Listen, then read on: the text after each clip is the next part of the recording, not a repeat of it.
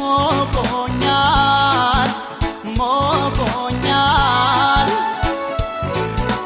በውኔ ሳላች ደሞ ይበርደኛል ያላንቺ አልቻልኩም ምን ይሻለኛል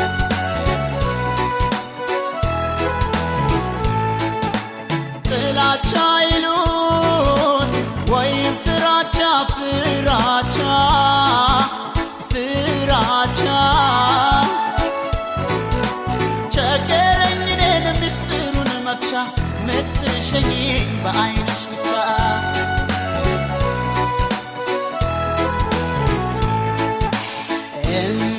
እመላለሳለሁ በቤትሽ ደጃፍ ብናወራ ብዬ ገጥመን አፍ ለአፍ